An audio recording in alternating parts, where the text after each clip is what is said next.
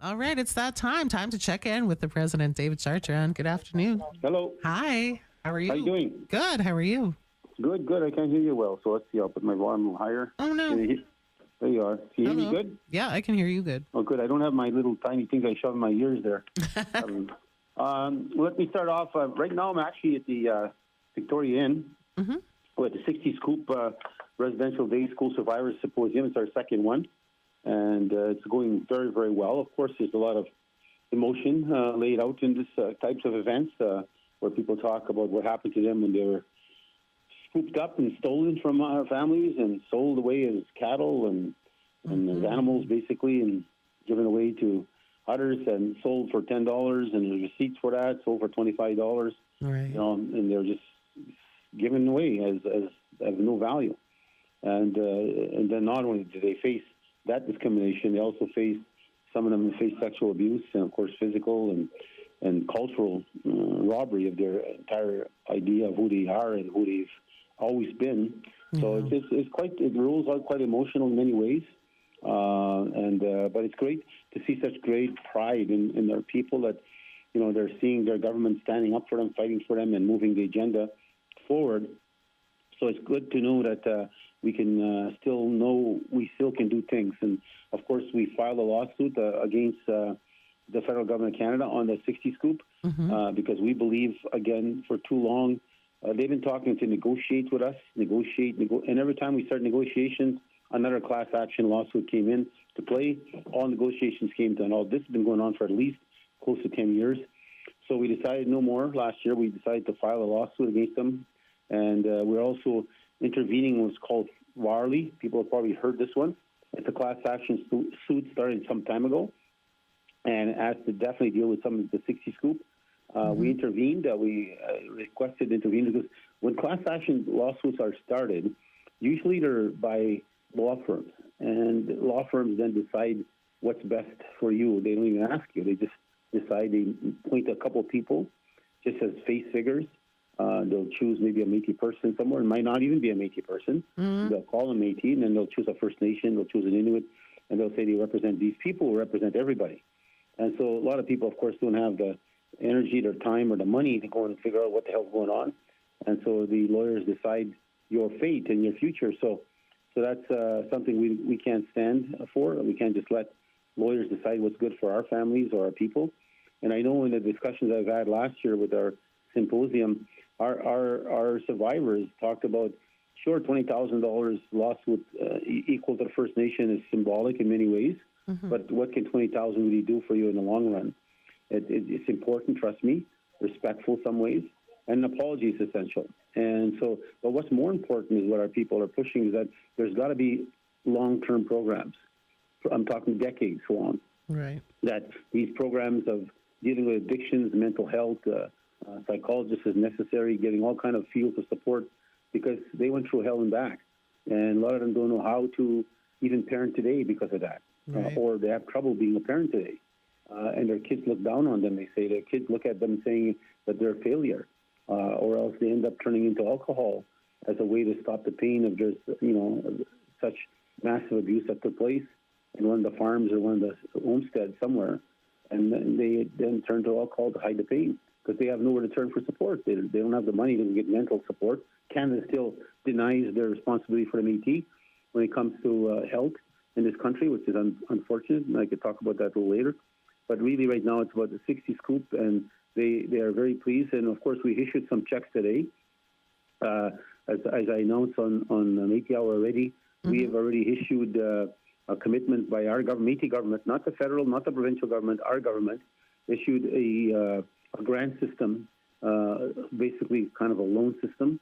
We will give our survivors, once we do the, of course, review and evidentiary documents necessary, we'll give them $5,000 ahead of time. And so this way, in the event we can't win or get the lawsuit completed by then, and the good Lord decides to take them, at least they got some form of justice from their own government to represent them in the future. So, and people are so pleased with that. It's not even about the money. $5,000 is not a lot of money. People say, "Oh, you say it's not a lot of money because you got a lot of money, David." That's not true. $5,000 really is important. Trust me, the significance. it's more symbolic than anything. 5,000 not going to last forever. But the important part is that they see their government coming in and doing something, the Métis government, the railroad government doing it themselves to make sure they do not leave this world without some form of justice. And because we see already too many have passed, and they never saw that justice. Right. And so we're looking at that, and that will be part of our lawsuit. We're going to be talking about those that have passed and those that didn't get justice, and those that are still living and need justice, and also the programs that they want and the apology they want. So that'll be part of our ongoing pursuit with our lawsuit with Canada. And also in Varley, we've intervened now. We're in the case. We were not part of that case. It was done by a law firm, and they were going to speak on behalf of our people, our Red River Métis people. They're also going to decide who's Métis and who's not Métis. We said, no way in hell are you going to do that? Start making a new people somewhere, So we didn't not take kindly to that. So we intervened, and it's not easy. It took many different battles with the legal firm. They finally have convinced themselves it'd be wiser to work with us than to fight with us, because we speak for our people, we defend our people, and our people tell us what's good for them, not some law firm. Right. So that's what's undergoing right now, and we're looking forward to getting that justice. We're not going to give up on it. No difference in the day school. That's something, of course, that's being pursued vigorously by us. And we just saw Isla Cross, for example. Clement Chartier was one of the students. He's our ambassador. He's one of the students that was in that school. And there were so many in there from northern Saskatchewan. And they would not recognize it because it was a Métis residential school. Mm-hmm. And so Canada took the position, well, Métis is not a jurisdiction. But let me remind all our listeners, we beat the federal government of Canada in 2016 on a Supreme Court decision called Daniels. That case went all the way to the Supreme Court of Canada, and the Supreme Court agreed without a doubt that the federal government have a fiduciary legal responsibility to deal with the Métis and address the Métis issue. So that's something that Canada has lost in the courts. They're still, however, playing the game. They're still trying to deny, for example, in health. We now filed a lawsuit against Canada on health because our people are suffering greatly with so many chronic illnesses and dying younger than they should be, based on the fact they have no health supports of any nature in their villages or communities or families. So we put a lawsuit against Canada. We're not going to wait to negotiate anything. We're going to sue them. And we now filed that lawsuit also with Canada because we have the 2016 court decision by the Supreme Court of Canada, which says loud and clear, black and white, that the government of Canada does have 100% fiduciary responsibility for the Métis. So that is something we're vigorously going to push. And they can't hide in the grass anymore. The grass has been cut down as short as possible. And so Canada either comes to terms with it or they'll face us again back and forth. And we'll continue to show, again, their failure that they who do not follow the law as a government. And unfortunately, Carney will have to adopt this. Trudeau should have dealt with this when he was there. He did not. He promised he did because he made announcements that there's going to be a Métis health legislation. That never took place yet. Mm-hmm. And that's since 2016. They're talking going on 11 years now.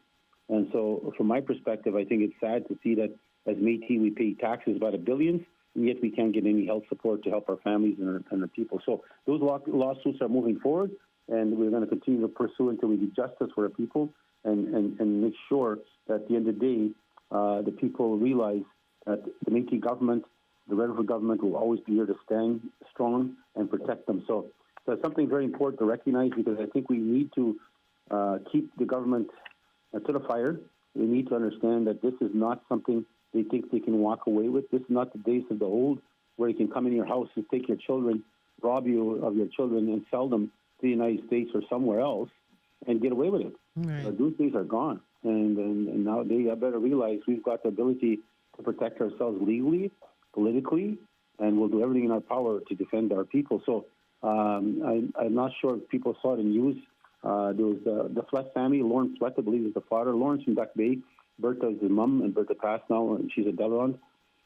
And she ended up moving to Birch River along with her family. Lauren ended up moving there too. And his daughter and son were found. One was in New Zealand, and I forgot where the other one was. It was in the paper, the CBC News the other day. Mm-hmm. So we're still finding these individuals. I will check what's going to happen to them because I know that their family took Bill C-31. But at the end of the day, you never give up hope. You never give up believing you still can find some of these 60 school survivors that we know exist, but we just don't know where they are because no documentation was ever kept where they sold them to. Right. So again, that's good news for the family. It's going to take a lot of rebuilding. They never got to see their grandma, and Bertha was a beautiful woman and a nice woman. I used to go visit her. And so Lauren Fleck was you look at Lauren and his history.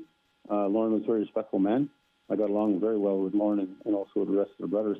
But again, it's something that we have to see that, kids were just taken from their homes and sold or were given away. And we have receipts, actually, for people listening. And it just is how sad it is, how embarrassing this country should be in this province. But there's receipts, selling a child for $10, and there's a receipt for that. Selling a child for $25, there's a receipt for that. It is sad that you think that children, our kids, could be taken like cattle and sold as an animal of some sort and given away to a different country or different people. And on the premise that you can buy them, like for next to nothing. Terrible. So it is a sad day on that issue. So the 60 Scoop meeting is going very well, and they're so proud. Not that the money is going to change anything overnight for them, but they're just proud that their government is respecting and having the ability to make a difference for them. Mm-hmm. So that's something I'm very, very proud to talk about. Yesterday, I was also at the Legislative Assembly with the Premier and other leaders. The Grand Chief Kyron Wilson was there, Grand Chiefs Garrison and Daniels, and also the Inuit CEO, Estania, was there. So we had a chance to speak to university and college students, Métis, First Nation, Inuit, and we talked about diplomacy, international. We talked about the ability for us to, interchange ourselves as people, as leaders, as nations, how we'll deal with international and different Indigenous people, how we'll deal within ourselves in Canada. So it was some very good discussion. The Premier did a superb job in his presentation and speech, and so did everybody else. Everybody really spoke very well about diplomacy and what it is being a leader and what they need to look forward to one day when they decide to choose to be representing or speaking or defending or trying to make a difference in the lives of others. So it was good. It was a good opportunity for us to share what's taking place, what we're doing, where we're going as a government at the Red River. We talk about our interactions internationally. Ambassador Clement, of course, spoke with the students prior to that and after. And I spoke of my Colombia trips and also to Peru, Australia, New Zealand, different places I had the privilege of speaking on behalf of our people, but sharing that economic strength is a necessary outcome. And I talked about even that partly in my speech today. What is the great weaknesses we have as a people, Indigenous people? Our economic structure was torn apart and shredded and made us weak because we didn't have the economic strength to take care of ourselves financially, meaning that we could defend ourselves against legal action or just takeover of land, stealing of our land, stealing of our economic future. And that happened, it happened a couple hundred years ago, some less than that. But you start to look at it, you ask yourself the question, like, how in the hell did they ever expect for us to catch up to them? They did this to disadvantage us, but today we're seeing the actions of those dirty, greedy moves by Canada and others who stole our economic future. Now we are struggling to find economic strength to take care of our children, our grandkids, to make sure their lives are better than ours. So some of the story I gave this morning about understanding for even the 1,200 houses that have been purchased, over 1,200 now, with our Métis families, that the head start for the next generation and those families, they're going to be homeowners. They're going to have an asset. They're going to be able to go and pay, use that house for a down payment, buy another house, on and on and on. So the economic strength is going to be far different than we had as growing up as children because our parents didn't have anything. So again, now it's taking us time, but we still got a ways to go. But that's one of the things I echoed yesterday, Naomi, is that when you look at federal budgets, you look at the provincial budgets, all the time, most of them is on social aspects of need. When you look at the economic side of investment, nothing, very small. Well, and why is that? They sure as hell want to keep us in a social structure, but why don't they keep us in an economic structure where we can actually grow and advance and develop and buy more land, buy more buildings, buy more businesses, create more jobs for our people. So why is there no support towards that? And again, the strength of independence, and sometimes government wants to keep Indigenous people down and keep them at a point where they can't really, they need the government. The government doesn't need us in many ways. They only need us because of our natural resource and our Section 35 rights to protect and have a say over natural resources. And they need us then when they come and rob the riches of natural resources that are in our lands and our territories. So that's the only time government really looks at it in the context of, okay, now we need to sit down with them. Otherwise, they'll just say, well, keep on giving them services, let them stay on welfare where we control them. Yeah. Because if they have jobs and can take care of themselves, Christ almighty, they're going to come after us and seek justice for all the stuff we stole from them and did to them. So that's one of the big fears that governments have, and I see that openly, and I'm not afraid to speak on that and challenge any government that they set the stage to make sure that we're not going to be making any headway to make sure the next generation is going to be far, far better off. And so tomorrow I'm in Stonewall. I leave here this afternoon. I'm in Stonewall. I'm heading down to the regional meeting, Interlake regional meeting. It's in Stonewall. Mm-hmm. They have a morning session for regional activities and updates. And in the afternoon, they have one set up on Judy Mayer, the minister, will be there on governance. So they have an afternoon session that will be dealing with governance. So when you look at that, these regional meetings are essential. They're very, very important.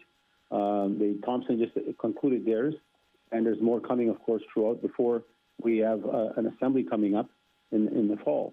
And so these regional meetings are essential to get direction from our locals. Our locals are the backbone of our government. Mm-hmm. And I can't say enough how proud I am of our locals. And locals work so hard, and they always make a difference in the future and also in the past. I use the phrase the backbone. They kept the Federation strong and alive and well. So again, I'm looking forward to meeting a lot of people there. Like I met people here today, a lot of hugs and meeting. They're so happy they say to see the president themselves personally and want to take pictures. I actually met my family from my dad's side here. Oh, really? I never met my half sister. She lives in Saskatchewan.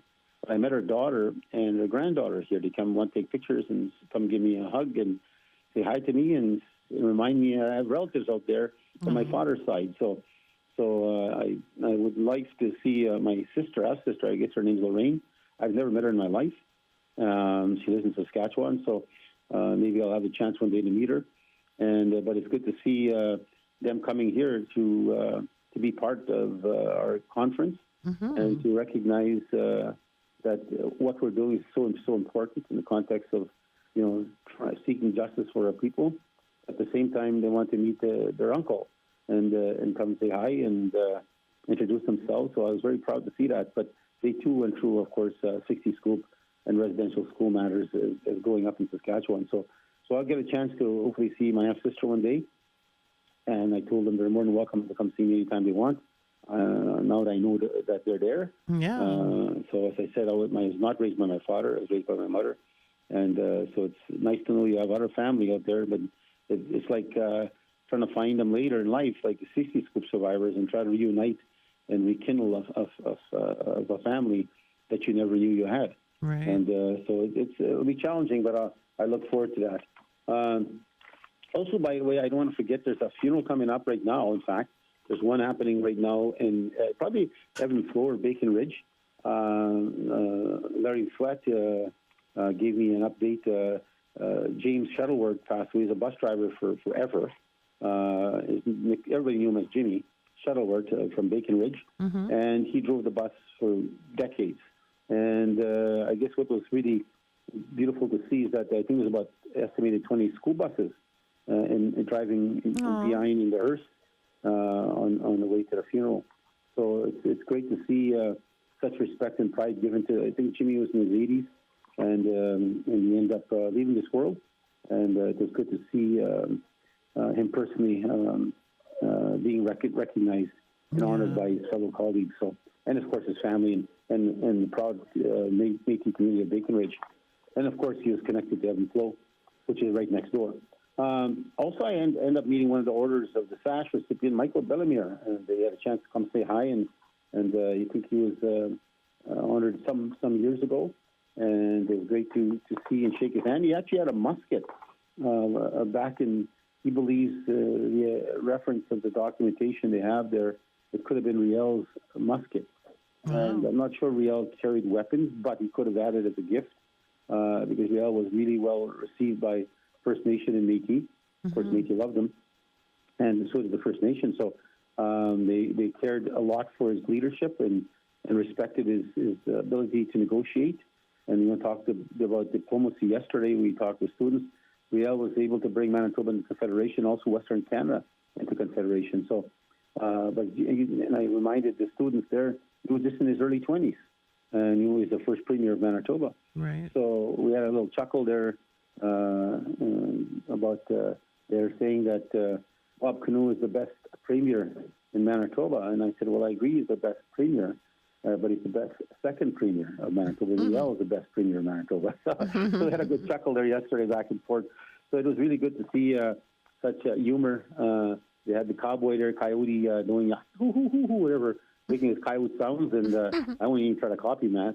But he did something which is so important. It's about the laughter, the teasing. That's who we are as a people. Like, if we like you, we're going to tease you, and we're going to laugh with you. And if we don't, we're pretty quiet and straight business-oriented, and it's a different kind of way that we treat you when we're not really yet your friend or ready to trust you. So, but if we trust you, we like you, they'll know when you start teasing you. So let me say condolences, a couple of them, and I'll say brief birthday greetings for after that. Okay. The Chasteline, the Chaboyer family, and the passing of Rodney Chasteline. Rodney was from Cranberry Portage, and I'd like, on behalf of everyone, myself, Rodney, Rodney's wife, Galeen, Nisha Ware at AGA's last year. Galeen was in the past donated her beadwork to the AGA, silent auctions as a donation to Cranberry Portage. And this is what I'm reading here, so it's not the best grammar, trust me, what I have in front of me. Chaboyers are a strong Métis family. Our thoughts and prayers out to Chasteline and Chaboyer families during this difficult time. So, again, I got a call from Buggy on that, reminding me, and from our family to theirs, and our condolences again go to the Chaboyer family, and for the loss and passing of Rodney Chasteline. Also, we had another great man that actually left this year, and not this year, on this day, 120 years ago. His name is Father Joseph Noel Richot. And people remember the name that Richot was actually the negotiator and representing Riel, and he was the one that negotiated the Manitoba Act into Confederation on behalf of Riel and Riel's government. And he also negotiated the 1.4 million acres of land that was set aside for children, which was robbed from us by many speculators, and the government of Canada supported that. And so the Father Richot is well remembered. In fact, I met with his family some time ago. It's just a father, but he had a brother and others. I met with his kinfolk, and we talked about doing something in honoring Father Richot, because he played a very, very important role with us and on behalf of Métis, just like Riel played a very important role. And I remind a lot of my fellow chiefs, my friends out there, that if you look at Riel's negotiations, one of the first aspects of request demand he had was there had to be treaties with the First Nations. And Treaty 1 actually finally comes into play in 1871. Our treaty is in 1870. But Riel demanded that First Nations have treaties.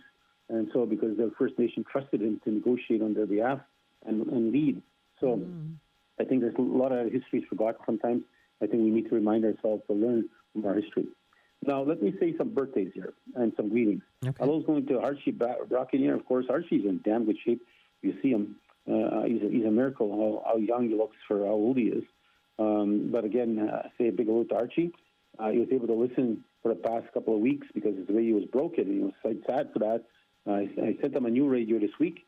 So big shout out to you, Archie. It's always great to see him, and he just loves when we get a chance to say hello to each other.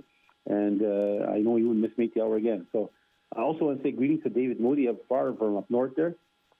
I met his granddaughter at the Legislative Building, and we took a picture together, and then I just sent a little video out to David. Hope you're listening, David. It was a great pleasure to meet your granddaughter. She was there representing your family and representing the First Nation of the North with such great pride and beauty. So I was very, very pleased to see her and greet her, and such, I would say, respect that she displayed. And so, David, I'm sure you taught her well. So, again, one day we'll bump into each other. I also want to get well wishes out to Minister Denise Thomas. She's the minister for the 60 Scoop, but she was on a short holiday and ended up getting sick. She got strep throat, so she cannot be here. She's not here today. Also, with best wishes going on to Brenda Boulette. I went to visit her in her house a couple days ago. I went to Toronto. She is suffering from kidney stone type. They're so big, and they're causing great pain and hardship for her. And so, but she's here. She said, I'm not missing this meeting. And but I know kidney stones. I had it about 5 or 6 times, and knocked me to my knees. I tell you, that thing is unbelievable. The stone's so sharp, cuts you all the way through, and it's a painful experience to have the kidney stones. So now we got some birthdays. I want to start off with, of course, Judy Mayer, right? We always never forget Judy Mayer. She's got so many family now. Kids galore everywhere. I think she's going to take over the world. Anyways, happy belated first birthday to Minister Judy Mayer's great-grandson, Zaire, who celebrated his birthday on Monday, March 10th. Also, Minister Joan Ledoux, a very mysterious happy birthday. She doesn't want to tell nobody her age because she dyes her hair, right? So she doesn't want nobody to know her real age. She wouldn't say which granddaughter this is, but she's having a birthday today, March 15th. So it's not, so Joan is not, it's not Joan's birthday. The way this thing is written sounds like it's Joan's birthday. No. Not Joan's birthday. It's Joan's naughty one. She calls her the naughty one granddaughter. Her birthday is March 15th. But Joan was not doing well either. And so my prayers go out to Joan, and she's always working on education. She's a minister of education for us and working hard. But we do have an elder, Greg Balmer. Happy 78th birthday. I'll probably see him tomorrow in the Interlake region. I'm sure I'll be there for opening prayers. Happy birthday, Greg. It's always a great pleasure to see Greg when I travel and meet him, especially in Interlake. Happy 56th birthday is going to Jessica Casey. She works in my office, and she's one of my aces that help me in making sure things are working well in my office, along with she reports to Amanda. And actually are very close to each other, Amanda and Jesse. So Jessica, so take care. Happy birthday, Jessica. I'm sure Carl will spoil you today. Happy 83rd birthday is going to Angela Fiddler. We're celebrating her birthday on Wednesday, March 19th. Happy 83rd, Angela. Happy 84th birthday is going to Elder Norman Fleury. We're celebrating his birthday on Friday, March 21. Of course, I think Norman Fleury lives in Saskatchewan now, but happy birthday, Norman. If I had the time, I'd tell you a story about his mom. One day I'll tell you guys a story about his mom and smoking. Okay. You'll love it. Happy birthday is going to Elder Oliver Bollett, who's celebrating his birthday on Friday, March 21. He's actually here playing the fiddle, and so great to see him here. So, again, I think it's such an important concept. I know that I got a call from Cowboy. There's a caller that called in reference to what's happening in Child and Family and why there was layoffs. I think we've echoed it in many ways already, but I think it's important that people ask these questions because there's a lot of different messages being given by the union and the province. So, we try to correct what they're saying now. They're trying, of course, the province is trying to deny that they are not part of the failure of the situation we're facing right now. That's unfortunate. They are part of the problem. Their support right now and by the province has always been on apprehension. They're willing to pay for workers to take children away from families, but they're not willing to help save or protect or enhance and ensure the families are healthy and the child can go home safely. That's what they're not willing to pay for. But we do know that Canada committed that in which is called Bill C-92, and that's all about prevention. And that's the real change maker. And yes, the province has responsibility here too. They just can't walk away and blame the federal government. This is a jurisdictional fight between the province and the federal government. It's sad to see it happening when you're putting children at risk and workers at risk at the same time. Because workers too, they have families, they have jobs, they need to continue providing for their families because they got kids to worry about, bills to pay, and of course that worries me as a leader and trying to figure out how this can be salvaged. I think we have till April 30th. We're pushing Canada right now. Patty Iju has been reappointed as minister, and the first meeting I have with the Prime Minister Carney is that's the first one. The first issue I'm raising with him is Bill 92. I'm demanding that be signed. We negotiated it last year with Canada. It should have been signed already. There would have been no problem today. If Patty Iju as the minister would have did what she's supposed to do, what she promised all of Canada, she promised us also as the Métis government, she would be agreeing and signing this agreement, and money would flow, and we would be able to make sure we not only have what we have in prevention, we can go beyond and start helping families, go right into the villages, and making families strong again so kids can go home to a safe home. So that's what Bill C-92 was promised to this country. It became legislation, became law in the land. Patty Iju has not signed these agreements. She signed a few First Nation ones, but she has not signed ours. And I think a lot of it's going to be about jurisdiction. I think it's going to be that, well, if we agree to, then we're agreeing that Métis is our jurisdiction. It is your jurisdiction. You lost the court case. Get over it. You lost the Supreme Court of Canada. So I want to express my statement to the workers. We are going to fight for this. We are going to demand. We'll get it. We eventually will. Trust me, we will. It's a matter of when. So we need to get on top of this file. So the 11.4 million you heard, or 2 million that you heard from the province, is not going to us. Only 2.4 is going. And what it's there for is to bring up the salary ranges that have not been the workers on the apprehension side. there's 300 of them, have not gotten equal pay since 2017.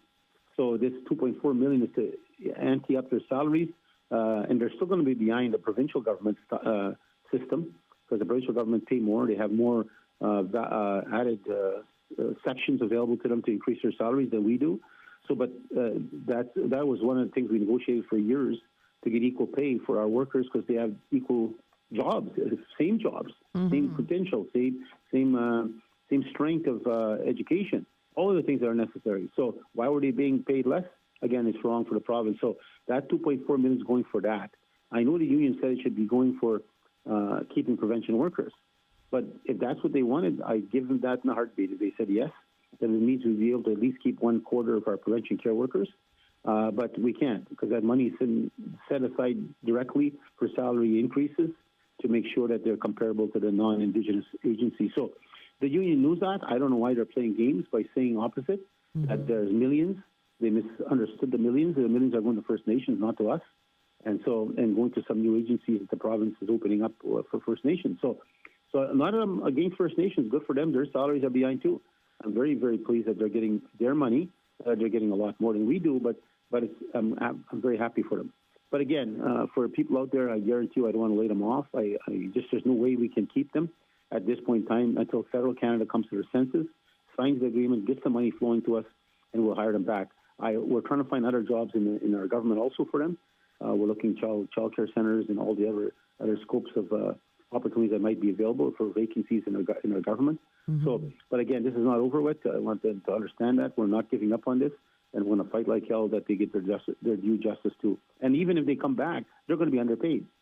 So the way the government set it up is the Métis salaries are lesser than the non-Indigenous salaries. So we have to fight that as soon as we have in return. So thank you very much, and I'll talk to you guys next Saturday. I think just one of the concerns that the caller had was just that the children are still going to be cared for. And if you could just reassure. Sure. I actually thank her for that. Yeah. Because that's clearly, I'll tell you, she's absolutely right to be concerned. Because this is what happens. Right now, the ratio is 25-1. You have to have 25 children in care that you're overseeing as a social worker. And you go beyond that, you're breaking the law set by the province. I'm passing my 30 minutes here, but this is an important file. Yeah. So the children, for sure, will be managed within the system we have.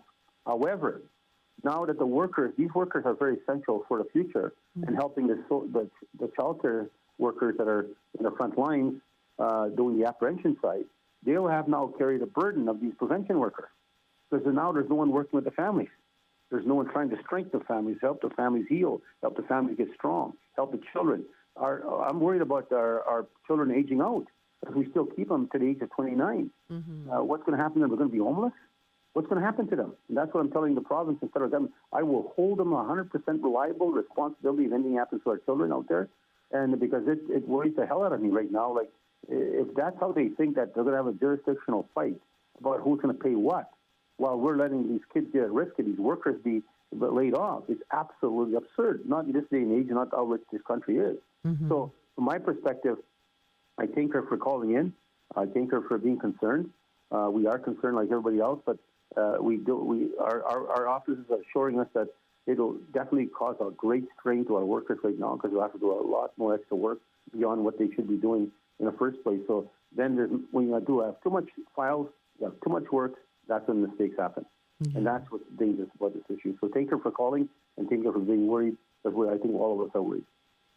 All right. Thank you for clearing that up. Yeah, thank you. But trust me, we got a plan. Okay. Thank you. Thanks. Bye-bye. Bye. Bye.